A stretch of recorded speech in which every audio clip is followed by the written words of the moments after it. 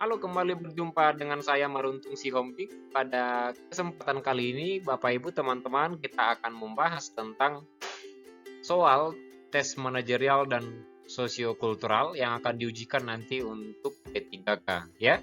Nah, langsung saja kita lihat teman-teman. Nah, sebelum kita membahas soal-soal kompetensi manajerial dan kompetensi sosiokulturalnya, maka teman-teman bisa perhatikan di sini ya materi yang diujikan nanti untuk kompetensi manajerial ya. Yang pertama nanti, nah ini tentang pengetahuan atau keterampilan dan sikap perilaku dalam berorganisasi yang dapat diamati, diukur, dan dikembangkan terkait dengan, nah ini ya, yang pertama integritas, kedua kerjasama, yang ketiga orientasi pada hasil, yang keempat komunikasi, yang kelima pelayanan publik, yang keenam pengembangan diri dan orang lain, kemudian yang ketujuh pengambilan keputusan, yang kedelapan adalah mengelola perubahan ya. Jadi nanti yang soal-soal yang akan diujikan adalah terkait seputar ini Bapak Ibu ya. Nah, kemudian untuk kompetensi sosiokulturalnya ini tentang pengetahuan, keterampilan, dan sikap perilaku dalam berinteraksi dengan masyarakat majemuk dalam hal agama, suku dan budaya, perilaku, wawasan kebangsaan, etika, nilai-nilai, moral, emosi, dan prinsip dalam peran pemangku jabatan sebagai perangkat bangsa yang terkait dengan, nah ini ya, yang pertama, kepekaan terhadap perbedaan budaya, kemampuan berhubungan sosial, kepekaan terhadap konflik, pengendalian diri, dan empati ya. Jadi teman-teman ini adalah materi-materi nanti yang akan diujikan untuk kompetensi sosiokulturalnya ya. Oke, langsung saja kita lihat teman-teman.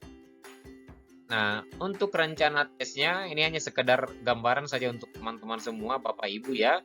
Jadi nanti untuk kompetensi manajerial ya tidak ada nanti istilah benar salah ya, tapi dari semua option yang akan diujikan itu nanti punya nilai gitu ya Bapak Ibu ya. Kemudian kompetensi sosiokultural juga seperti itu. Nanti tidak ada benar salah, tapi nanti setiap option A, B, C, D, E ini ya punya nilai ya.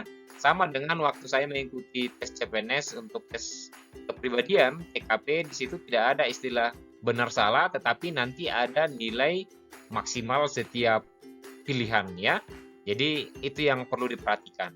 Oke, sekarang teman-teman langsung saja kita lihat ya untuk contoh soal kompetensi manajerial. Yang pertama teman-teman ya. Nah, Anda adalah karyawan yang memiliki kompetensi di bidang tertentu dan dipercaya untuk memimpin tim yang kurang produktif. Usia mereka jauh lebih tua daripada Anda. Bagaimana strategi Anda? Ya, jadi pertanyaannya teman-teman, seandainya teman-teman itu ya memiliki kompetensi di bidang apa saja, kemudian dipercaya untuk memimpin tim yang kurang produktif sebelumnya. Nah, persoalannya di sini adalah usia mereka lebih tua daripada Bapak Ibu semua ya, daripada teman-teman ya. Apa yang akan kita lakukan ya? Bagaimana strategi yang harus kita lakukan ya? Jadi teman-teman yang pertama untuk mengerjakan soal ini adalah kita harus membaca semua optionnya ya. Karena memang dari awal tadi sudah disampaikan tidak ada benar salah ya. Yang dinilai di sini adalah nilai dari setiap ini, setiap A, B, C, D, E. Jadi misalnya Bapak Ibu pilih mana saja di antara ini nanti akan tetap punya skor gitu ya. Ya, tapi kita harus melihat di sini pilihan atau option yang memang masuk akal ya, kemudian paling benar dan memang ideal dilakukan gitu ya. Jadi kita bahas satu persatu. Yang A, memaksa anggota tim untuk mengikuti kehendak Anda ya. Jadi kalau secara nalar, secara logika teman-teman ini jelas tidak ya. Nah, kemudian B, mengevaluasi kinerja tim dan mendorongnya untuk berubah ya. Nah, ini juga bisa jadi gitu, tapi bukan ini mungkin yang paling benar ya. Nah, kita lihat yang C, mengambil alih tanggung jawab tim sebagai tanggung jawab Anda ya. Nah, kalau kita lihat pilihan C ini teman-teman bagaimana? Ini kan tim ya, berarti harus kerjasama gitu. Kalau misalnya kita mengambil alih tanggung jawab tim itu menjadi tanggung jawab kita, berarti tidak ada lagi dong namanya kerjasama ya. Berarti bisa jadi bukan ini gitu. Kemudian D, menggunakan cara baru sesuai kemampuan Anda gitu. Menggunakan cara baru sesuai kemampuan Anda. Jadi kalau kita telah analisis soal ini teman-teman, ya, jadi seolah-olah kita memaksakan kehendak kita atau kemauan kita atau bahkan kemampuan kita untuk memimpin mereka gitu ya. Ini bisa jadi juga terjadi gitu. Nah, tapi bukan ini. Nah, kita lihat yang E, mendiskusikan apa hambatannya selama ini dan mencari solusi bersama serta mengevaluasi secara rutin. Nah, yang paling ideal yang harus kita lakukan, yang paling benar dan yang paling pas yang kita lakukan adalah E, ya, teman-teman ya. Maka jawabannya adalah E. Jadi teman-teman sekali lagi dalam mengerjakan untuk tes-tes seperti ini, ya, kita hanya perlu memperhatikan yang seharusnya kita lakukan gitu ya, bukan membawakan perspektif atau pandangan kita sendiri Bapak Ibu, tidak ya, tetapi kita lihat yang seharusnya kita lakukan. Walaupun misalnya Bapak Ibu apa ya, seringkali dalam prakteknya tidak seperti itu, tapi kita harus memilih dalam soal ini yang seharusnya gitu ya Bapak Ibu ya, mengerti ya? Oke, sekarang kita ke soal nomor 2 ya.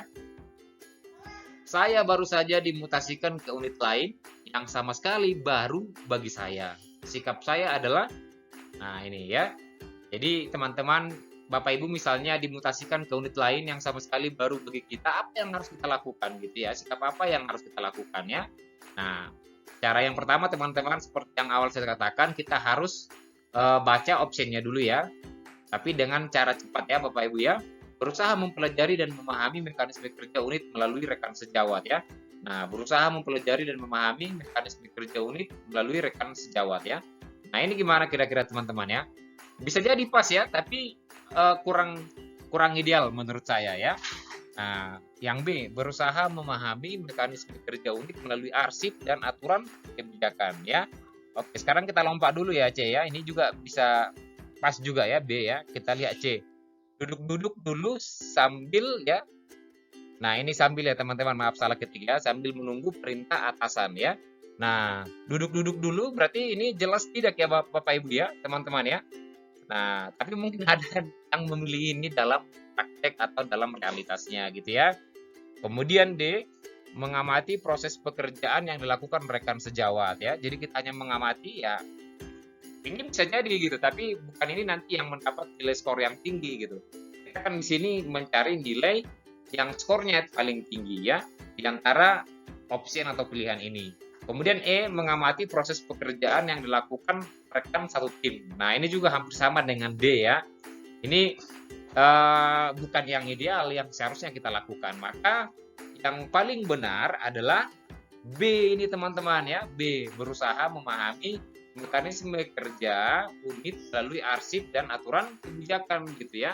Jadi kalau misalnya teman-teman kita dipindahkan ke unit lain yang baru kita kenal, yang baru kita tahu, maka kita harus memahami dulu mekanisme kerja di situ gimana gitu ya. Kemudian lihat aturan-aturan kebijakan di situ apa gitu. Jangan kita memaksakan kehendak kita untuk melakukan kerja di unit yang baru ya. Kemudian kita lihat teman-teman soal yang nomor 3 ya. Apa yang Anda lakukan dalam sebuah diskusi dengan sekelompok kecil teman-teman Anda sekantor ya. Nah ini, apa yang Anda lakukan dalam sebuah diskusi dengan sekelompok kecil teman-teman Anda di kantor. Nah, yang pilihan A, saya selalu aktif berpendapat dan mengarahkan teman-teman aktif juga ya, bisa. Kemudian B, kita lihat B ya, jika perlu bicara maka saya ungkapkan, jika tidak maka saya cukup mendengar ya. Nah ini kan seperti apa ya teman-teman ya, kita dipaksa mengirit bicara gitu ya, mengirit bicara. Padahal sebenarnya kalau kita tahu, kita anggap itu benar, maka bisa kita ungkapkan dengan bahasa-bahasa yang santun gitu ya. Nah kemudian jadi kalau menurut saya B ini kurang pas ya. Kemudian C, saya menjadi pengamat sejenak, kemudian aktif berpendapat. Jadi ada yang hanya dia diam dulu, setelah dia lihat dia mati mungkin teman-temannya, baru dia berpendapat. Ada juga yang seperti itu, teman-teman. Nah, kemudian yang D ya, saya lebih banyak diam dan berbicara seperlunya, ya. Nah, padahal teman-teman kalau kita diskusi kan harus bebas mengeluarkan pendapat kita, ide atau gagasan, ya, teman-teman. Kemudian saya aktif berpendapat dan mengarahkan teman-teman untuk mengikuti pendapat saya, ya. Nah, ini juga kurang pas teman-teman, karena apa? Karena di sini kita mengarahkan teman-teman untuk mengikuti pendapat kita gitu. Jadi kurang pas ya kalau kita untuk mengikuti sebuah diskusi. Maka yang paling benar adalah teman-teman ya, saya selalu aktif berpendapat dan mengarahkan teman-teman aktif juga gitu. Itu yang seharusnya kita lakukan. Ya. Bisa teman-teman ya. Kemudian kita lihat untuk sekarang kita masuk untuk contoh soal kompetensi sosiokulturalnya ya. Nah, yang pertama teman-teman di sini saya diutus mengikuti suatu diklat ya oleh panitia penyelenggara. Kemudian saya ditempatkan sekamar dengan orang yang tidak saya kenal yang berasal dari kota lain. Sikap saya adalah, nah ini ya, jadi ini nanti terkait dengan kebinekaan, kemudian tentang wawasan kebangsaan, tentang pluralisme ya. Nah, pilihan A menerima aturan panitia gitu ya. Kemudian D mengajukan keberatan tetapi akhirnya menerima aturan panitia. Menurut teman-teman gimana kalau kita pakai nalar kita? Yang pilihan B kurang pas ya. Kemudian C mengajukan keberatan dan minta ditempatkan dengan minimal orang yang dikenal. Wah, ini bisa gawat teman-teman ya. Kita mengajukan keberatan karena kita ketemu misalnya yang berbeda suku dengan kita ya. Jadi yang D kurang pas.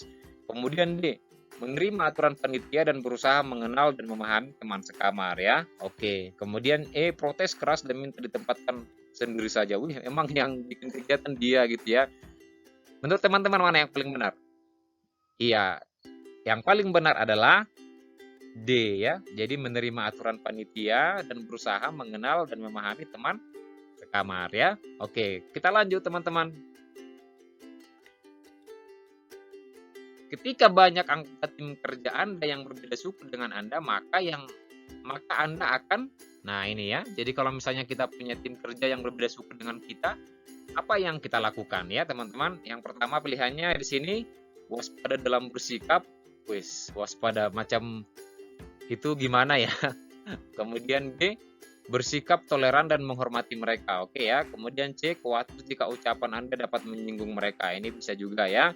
D meminta atasan untuk memindahkan Anda ke tim kerja yang lain saja. Wah, ya, ini juga masalah ini karena dia nggak bisa bekerja dengan yang berbeda suku dengan dia ya. Jadi yang D ini kurang pas. E menjaga jarak dengan mereka. Ini juga jelas ya. Jadi menurut teman-teman mana yang paling pas? Ya, jadi yang paling pas adalah ini ya. Bersikap toleran dan menghormati mereka gitu ya. Jadi kita harus memiliki sikap toleransi dengan yang berbeda suku, berbeda agama, bahkan berbeda ras dengan kita teman-teman ya. Oke, lanjut untuk yang berikutnya. Dalam situasi terjadi perdebatan karena perbedaan pendapat. Biasanya nah gini ya teman-teman, kita lihat pilihannya A berusaha menengahi agar perbedaan tidak terjadi berkepanjangan. Oke, bisa jadi ya. Kemudian B memihak dengan orang yang sependapat dengan saya. Ini kan artinya kita tidak netral ya. Padahal kita kan harusnya kita harus netral dalam sebuah perdebatan ya. Kemudian C meninggalkan ruangan karena saya tidak tahan mendengar perdebatan ya. Ada yang seperti itu teman ada, tapi bukan ini ya. Bukan ini yang seharusnya. Kemudian D berusaha memahami kedua belah pihak. Belah pihak ini ya teman-teman, ini salah ketiga. Mengapa terjadi perdebatan ya? Nah, ini bisa jadi ya teman-teman. E diam dan mengikuti proses perdebatan sampai selesai. Menurut teman-teman mana? Apa sikap yang harus kita lakukan kalau terjadi perdebatan karena perbedaan pendapat teman-teman? Nah, yang paling tepat adalah ini ya, berusaha menengahi agar perbedaan tidak terjadi berkepanjangan teman-teman. Jadi kita harus bisa menjadi netral di situ ya, supaya perdebatan itu tidak berkepanjangan, bahkan tidak menimbulkan konflik di antara mereka. Yang D juga sebenarnya bisa teman-teman berusaha memahami kedua belah pihak mengapa terjadi perdebatan gitu. Tapi kita di sini kan hanya memahami. Jadi bisa jadi nanti skornya ini hanya 4 saja. Tapi kalau kita pilih A, berarti kita sudah dapat skornya 5 teman-teman. Jadi oke teman-teman, itu yang bisa saya bagikan untuk kita. Cara membahas soal-soal untuk sosiokultural dan manajerial. Mudah-mudahan bermanfaat. Nanti teman-teman di akhir channel ini untuk like, subscribe, dan komen. Terima kasih.